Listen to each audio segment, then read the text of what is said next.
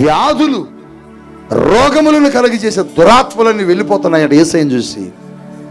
ఎందుకంటే యేసుక్రీస్తు ప్రభు మీద అభిషేకం, పరిశుద్ధాత్మ అభిషేకం, పరిశుద్ధాత్మ శక్తి. ఈరోజు నువ్వు ఏ బాధతో వచ్చావు, పరిశుద్ధాత్ముడు నిన్ను బాగు చేసి ప్రతి విధమైన సమస్య, ప్రతి విధమైన రోగం నీ నుంచి ఈరోజు ఏమవుతుందంటే బయటికి వెళ్ళిపోయింది. హల్లెలూయా. ఒకరోజు యేసు ప్రభు వారు ఒక మార్గం గుండా వెళుతుంటేనట 12 సంవత్సరాల నుంచి రక్తస్రావంతో బాధపడే ఒక వ్యక్తి. చెప్పండి, 12 సంవత్సరాల నుంచి రక్తస్రావంతో బాధపడే వ్యక్తి. ఆవిడ గురించి బైబిల్లో చాలా అద్భుతమైన స్టేట్మెంట్ రాశాడు భక్తుడు. ఏమన్నాడు చూడండి, ఈ మార్కు సువార్తలో 5వ అధ్యాయంలో 12 ఏళ్ల నుండి రక్తస్రావ రోగము కలిగిన ఒక స్త్రీ ఉండెను. ఆమె అనేక వైద్యుల చేత, అనేక మంది వైద్యుల చేత ఎన్నో తిప్పలు పడి. ఇక్కడ మీరు ఎప్పుడైనా చదివారా? వైద్యుల చేత ఎన్నో తిప్పలబడి. చూడండి, నాకెళ్ళి చూడండి, నా వైపు చూడండి. అనేక మంది వైద్యుల చేత ఎన్నో, ఆమెకు వచ్చిన జబ్బుని బట్టిగా తిప్పలు పడ్డది, ఆమెకు వచ్చిన రోగాన్ని బట్టి కాదు తిప్పలు పడ్డది, ఎంతో మంది వైద్యుల చేత తిప్పలు పడిందట. అంటే వైద్యులు ఏం చేస్తున్నారు? ఆమెను బాధ పెడుతున్నారు, ఇబ్బంది పెడుతున్నారు. వెళ్ళిన ప్రతి హాస్పిటల్లో ఆమె దగ్గర ఉన్న డబ్బంతా పిండేస్తున్నారు. అమ్మా, ఈ స్కాన్ కాదు, ఇంకో స్కాన్ చేయాలి, పో. వెళ్తుంది డబ్బు తీసుకొని, స్కాన్ తీసుకుంటుంది. వచ్చాక స్కాన్ ఎటు చూస్తున్నారు, ఊరు ఇందులో ఏమీ లేదమ్మా, ఇంకొక స్కాన్ చేస్తాక వెనక్కి తిరిగమ్మా, వెనక్కి తిరిగి ఇంకొక స్కాన్ చేస్తారు. అసలు ఒళ్ళంతా స్కానింగ్సే.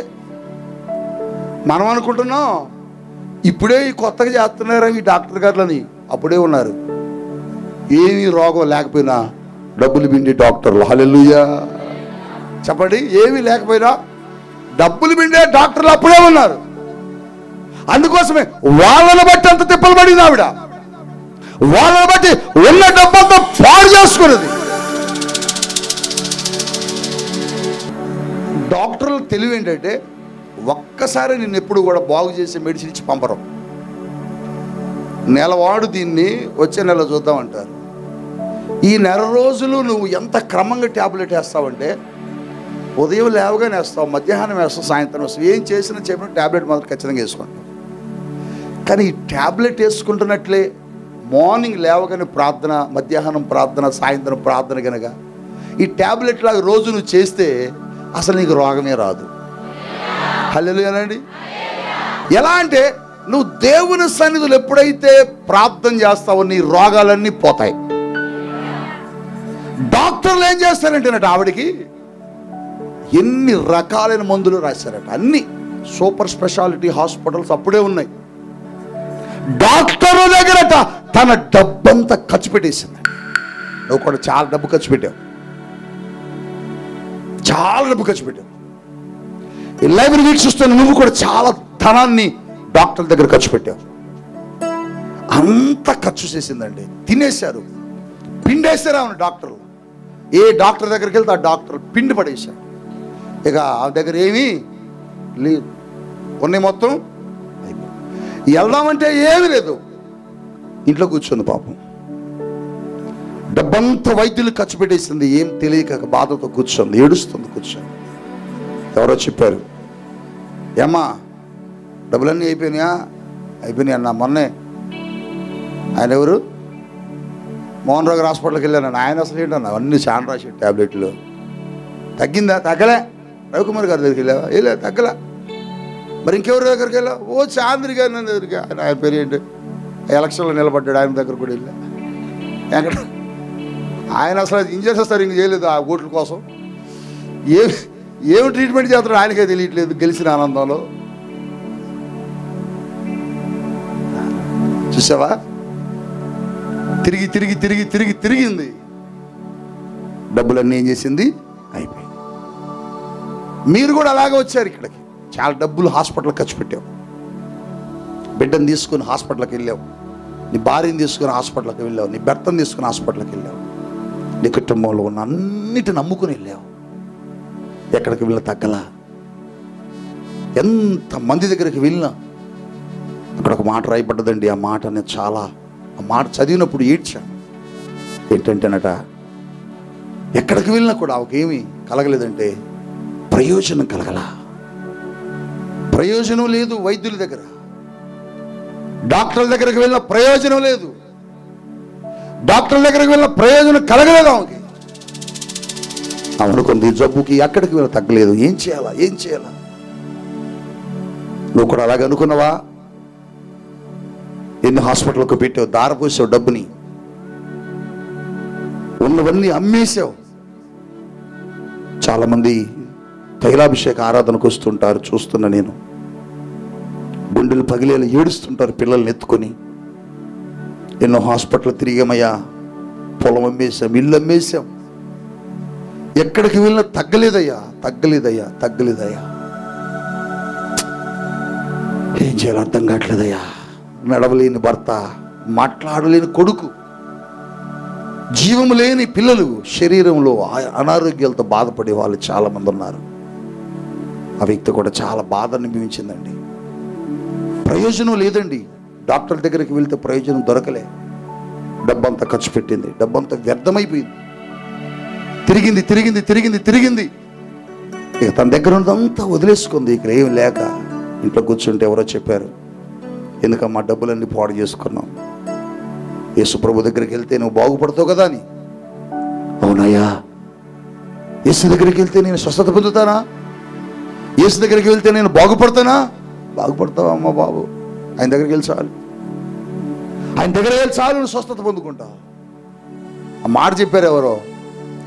యేసు ప్రభు వారు వస్తారని ఇప్పుడు ఎదురు చూస్తాను, గమనించింది. యేసు ప్రభు వారు వస్తున్నారని తెలుసుకుందండి. మీరు చూడండి, ఆమెకు ఆ సమాచారం అందటం, యేసయ్య బయలుదేరటం ఎంత గొప్ప కార్యం. అంటే అర్థమేంటో మీకు తెలుసా? ఆ సమాచారాన్ని యేసు ముందుగా పంపించాడు. దేవుడు చాలా గొప్ప దేవుడు అండి. ఇవన్నీ ఆలోచిస్తాడు ఒక్కోసారి, ఎంత గొప్ప దేవుడు. ఆయన వస్తున్నాడు అన్న సంగతి ఆమెకు తెలియకపోతే అక్కడికి వచ్చేది కాదు. ఆవిడ రావాలంటే ఆవిడకి సమాచారం అందాలి. ఆ సమాచారం అందించడానికి ఈ భూమి మీద ఇదిగో నాలాంటి సేవకుల్ని దేవుడు తన పని కొరకు పరిగెత్తిస్తున్నాడు. ఎందుకు ఈ సేవ, ఎందుకు ఈ సువార్త, ఎందుకు ఈ పరిచర్య అంటే అదిగో అలాంటి వాళ్ళని బాగు చేయడానికి, అలాంటి వాళ్ళని విడుదల ఇవ్వడానికి, అలాంటి వాళ్ళకి స్వస్థత ఇవ్వడానికి ఆవిడ బయలుదేరిందండి. ఆమె అనుకుంది, చాలామంది ఉన్నారు జనం, ఆయనేమో దేవుడు, దేవుని కుమారుడు, నేనేం చేస్తే నాకు స్వస్థత వచ్చేదని కొత్తగా ఆలోచించింది. అసలు ఎప్పుడు చర్చికి వెళ్దాము, ఎప్పుడు మందిరానికి వెళ్ళక కొత్తగా ఆలోచిస్తుంది. ఎలా ఆలోచిస్తుందంటే, నేను ఆయన దగ్గరికి వెళ్ళి నాకు ప్రార్థన చేయమని అడగటం కష్టం, అంతమందిలో ఏదో ఒక రీతిగా ఆయన పట్టుకుందాం చాలు అనుకుంది. ఆయన పట్టుకుందాం అనుకుంది కానీ ధైర్యం సరిపోలా. ఆవిడేం చేసిందంటే, కనీసం వస్త్రాన్ని పట్టుకుందాను, ఆ బట్టను ఇలా పట్టుకుందండి. హల్లెలూయా. అసలు ఎంత అద్భుతం అంటే, ఈ లేఖనం చదివేటప్పుడు ఎన్ని ఆలోచనలు వస్తాయో నాకు. నేను అనుకుంటాను, ఆయన ఎదురు చూస్తున్నాడు, ఆయన వెళ్తున్నాడు, ఆయన మైదులో ఉంది, ఆ వెనక వస్తుంది, ఆయన కనపడుతూనే ఉంది, ఆయనకు తెలియంది ఏమీ లేదు. ఆయన నిదానంగా వెళ్తున్నాడు. అందుకని ఎందుకోసం? ఆమె కోసమే, ఆమె కోసం. ఆమె రానే వచ్చింది, నెట్టుకొని వచ్చింది. వస్త్రాలు పట్టుకోక ఆగిపోయాడండి. హల్లెలూయా. బా, ఆయన అడుగుతున్నాడు, నన్ను ఎవరు ముట్టుకున్నారయ్యా? ఈ మాటల్లో హృదయాన్ని చాలాసార్లు కదిలించాయి. పేతురు అంటాడు, ఎవరు ముట్టుకున్నారని ప్రభువా? నేను చాలాసార్లు నీ మీద పడ్డా, నేను చాలాసార్లు నిన్ను తాకా. నేనే కాదు, ఇక్కడ చాలామంది తాకారు. ఎవరని చెప్పగలం? లేదు పేతురు, ఆ స్పర్శలో ఏదో తేడా ఉంది. ఆ స్పర్శ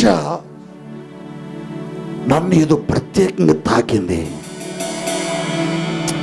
ఆ స్పర్శలో నాకేదో ఒక ప్రత్యేకత కనబడుతుంది. అట్లా తాకాలి దేవుణ్ణి, అలా తాకాల దేవుణ్ణి. అర్థమైందా? నువ్వు దేవుణ్ణి తాకినప్పుడు నీ స్పర్శను దేవుడు గుర్తించాలి. అలా ప్రార్థన చేయాలా. నీ ప్రార్థన ఆయన్ని స్పర్శింపచేయాలి, కదిలించాలి. మేము చాలా మంది అడుగున్నాం, నువ్వు పట్టుకున్నది వేరు, ఎవరో నన్ను పట్టుకున్నది వేరు.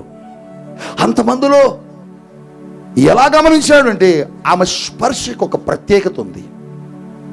ఏమిటా ప్రత్యేకత అంటే ఆమె స్పర్శలో ఒక బలమైన విశ్వాసం, ఒక బలమైన ప్రత్యేకత. అందుకని యేసయ్య ఆగాడు. అందరం ప్రార్థన చేస్తామండి, కానీ కొద్దిమంది ప్రార్థనకే జవాబు వచ్చేది.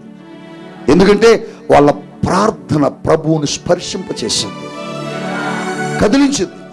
అందుకోసమే కదిలించబడ్డాడు యేసయ్య.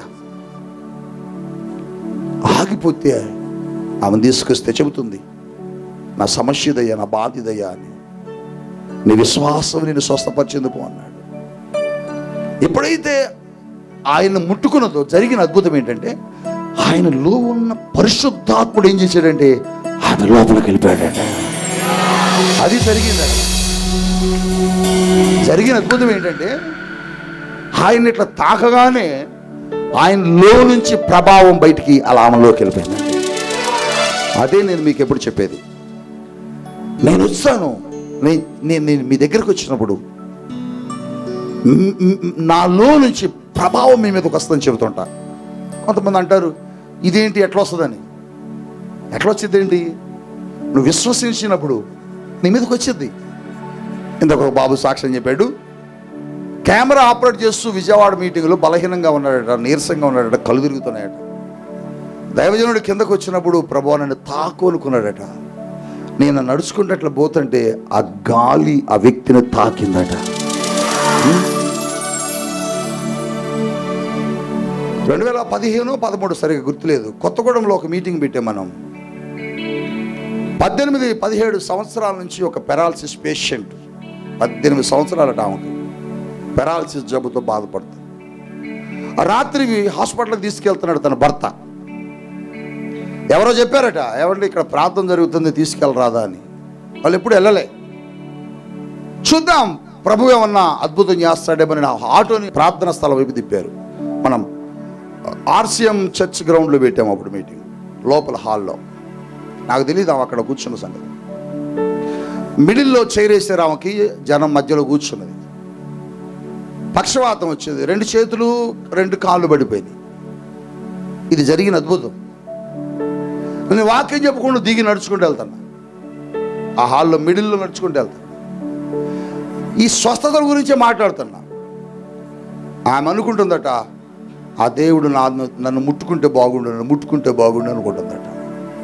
నేను ఇలా వెళ్ళానండి, దేవుడు మిమ్మల్ని తాకుతున్నాడు, స్వస్థపరుస్తాడు, మీ మీదకు దేవుని శక్తి విడుదలవుతుందని ఇక్కడ తిరిగి వెళ్ళిపోతున్నా. నేను ఆల్టర్ మీదకి, స్టేజ్ మీదకి వెళ్తుంటే చప్పలు కొడుతున్నారు. నాకు అర్థం కావట్లేదు ఏం చప్పలు కొడుతున్నారు అని. వెనక్కి తిరిగి చూస్తే ఆమె లేచి నడుచుకుంటూ వస్తుంది. హల్లెలూయా, హల్లెలూయా. నిజం, ఆమె ఇట్లా లేచి నడుచుకుంటూ నా దగ్గరకు వస్తుంది. వాళ్ళ భర్త చప్పలు కొడుతున్నాడు, ఎగురుతున్నాడు, ఆనందంతో చప్పలు కొడుతున్నాడు. ఏంటంటే 18 సంవత్సరాల నుంచి నడవలేని వ్యక్తి నడుస్తుంది వెనకబడి. ఆమె ఏమి చెప్పింది సాక్ష్యం అంటే, పాస్టర్ గారు ఇలా వచ్చి ఇలా వెళ్ళిపోయేటప్పుడు నన్ను ఒక గాలి అలా తాకింది అన్నాడు. ఈరోజు ఎందుకు ఈ మాట చెబుతున్నానంటే, దేవుడు చెప్పాడు మార్కు సువార్త 16-17-18 వచనాల్లో, నమ్మిన వారి వలన సూచక క్రియలు కనబడతాయి, జరుగుతాయి. మీరు రోగుల మీద చేతులు ఉంచినప్పుడు వారు స్వస్థత పొందుదురు అని చెప్పాడు.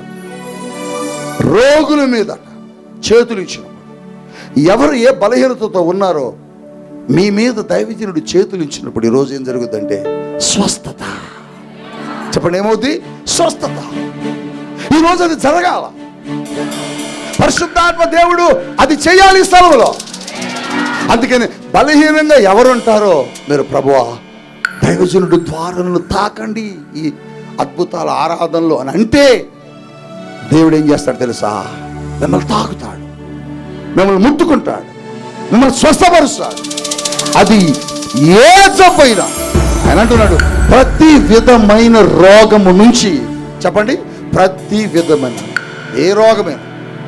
కొన్ని దెయ్యాలు కలగజేసే రోగాలు ఉంటాయి, కొన్ని దుష్టాత్మలు కలగజేసే రోగాలు ఉంటాయి, కొన్ని శారీరకంగా మానక కలిగే రోగాలు ఉంటాయి. శారీరకంగా యాదృచ్ఛికంగా కలిగే రోగాలు మెడిసిన్ అయ్యి తగ్గిపోద్ది. కానీ దెయ్యాలు కలగజేసే రోగాలు మాత్రం దైవజనుడు చెయ్యి పెట్టినప్పుడు ఆ స్పిరిట్స్, దురాత్మలన్నీ బయటికి వెళ్ళిపోతాయి. దేవుడు ఏ రీతిగానే చేస్తాడు. ఆవిడ వస్త్రం పట్టుకుంది, బాగుపడ్డది. ఆ సిరియా దేశం నుంచి వచ్చిన నీళ్ళలో దిగాడు, బాగుపడ్డాడు. ఆ గుడ్డివాడి గుమ్మేసి ప్రార్థన చేసి బురద రాశాడు, బాగుపడ్డాడు. ఏమో నీకున్న విశ్వాసం ఏంటో, నీ ఎదురు నిలబడిన సేవకునుకున్న విశ్వాసం ఏంటో, ఆ విశ్వాసాన్ని బట్టి దేవుడు కార్యం చేస్తాడు.